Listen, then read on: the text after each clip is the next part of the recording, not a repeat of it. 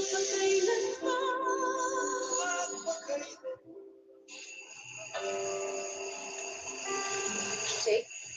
Mahal? Ano na nakikita mo?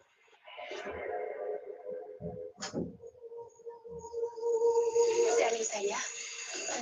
Dito ba siya? Oo, mahal.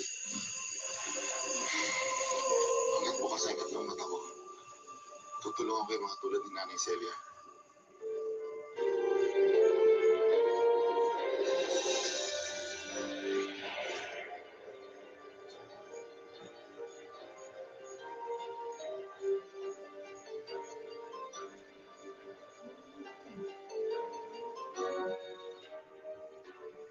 Ano yung mga masasabi mo natutunan mo dyan sa buhay mo na yan? Gusto mo ba yan? Maganda ba yung nakikita yung mga tanong? Hindi ko na lang din po na parang pinapangalandakan.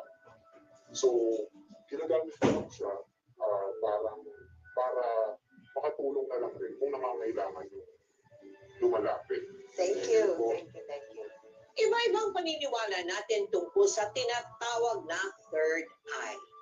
May nagsasabi na ito'y biyaya ng Diyos. Sa iba naman, ikaling raw ito sa kampo ng kadiliman. May opinion naman na katang-isip lang daw ito at imahinasyon ng nilalang na nagsasabing may ikatlong mata siya. Ano man ang inyong paniniwala tungkol dito? Ngayong panahon ng Kwaresma, ikapin natin buksan ang ating puso at mata sa mga nangangailangan at sa mga naghahanap ng hustisya. Gamitin natin ang Lenten season upang magdasal, magsakripisyo, magnilay-nilay, at magpanik-loob sa Diyos. Ngayon, bukas, at magpakailanman.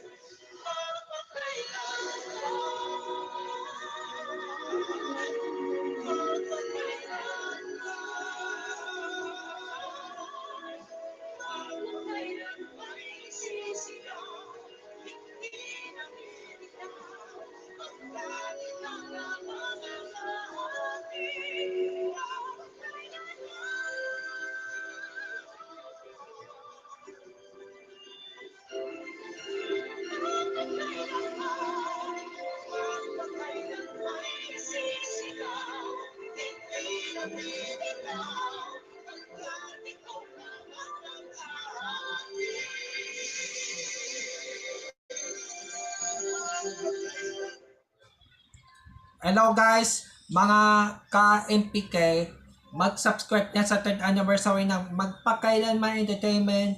I-click natin yung subscribe channel, i-like sa Facebook page, i-tweet sa Twitter, i-follow lang sa Instagram, at mga social ng mga media accounts. Maraming salamat po mga ka-Magpakailanman.